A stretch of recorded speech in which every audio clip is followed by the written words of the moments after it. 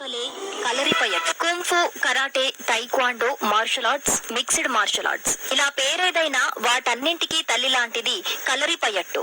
3వ శతాబ్దం నాటి నుంచి ఈ యుద్ధ కళ మనుగడలో ఉన్నట్లు ఆధారాలున్నాయి. ఇది ముఖ్యంగా శత్రువులను ఎదుర్కొనేందుకు ఉపయోగపడే విద్య.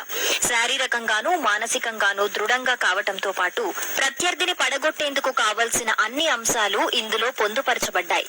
ఒకప్పుడు వీటిని నేర్పేందుకు ప్రత్యేక గురుకులాలుండేవి. మలయాళీలకు మాత్రమే సొంతమైన ఈ యుద్ధ రీతి తర్వాతి కాలంలో సరిహద్దులు దాటింది.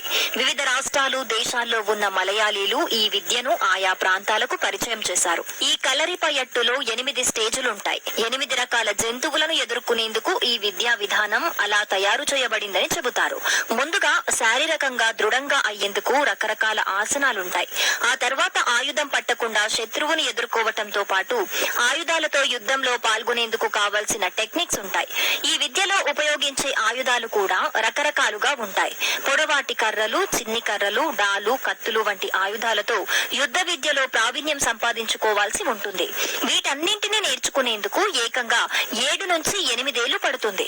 వికరణ శుద్ధిగా నేర్చుకుంటేనే ఈ విద్య వంటబడుతుంది. ప్రస్తుత రోజుల్లో సినిమాల్లో వస్తే తప్ప ఇలాంటి ప్రాచీన కళ గురించి ఎవరికీ తెలియటం లేదు. అయితే కలరిపయట్టు పొట్టు పూర్వోత్తరాలు కూడా చాలా ఆసక్తికరంగా ఉంటాయి. దీని వెనకున్న కథను పురాణాల్లో చెప్పబడింది. తండ్రి జమదగ్నిని చంపిన కార్త్య వీర్యార్జునుడిని ఓడించేందుకు పరశురాముడు శివుడి గురించి ఘోర తపస్సు చేశాడు. శివుడి వరప్రసాదంగా వచ్చిన విద్యే ఈ కలరిపయట్టు.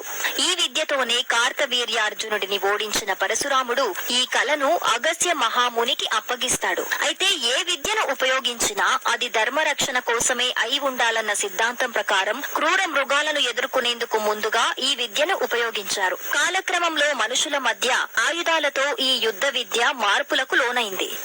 ఈ విద్య ద్వారానే జీవుల్లో ఉన్న మర్మస్థానాలను గుర్తించారు. మనుషుల్లో మొత్తం 107 మర్మస్థానాలున్నట్లు సుశ్రుతుడు తెలిపాడు. ఇలా ఈ కళలో ఆరితేరిన బోధి ధర్మ ద్వారా ఈ విద్య విదేశాలకు చేరింది.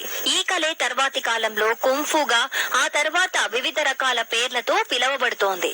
దీనిపైన అప్పట్లో 7th సెన్స్ అనే మూవీ కూడా వచ్చింది. అప్పుడే మన తెలుగు వారికి ఈ కళ గురించి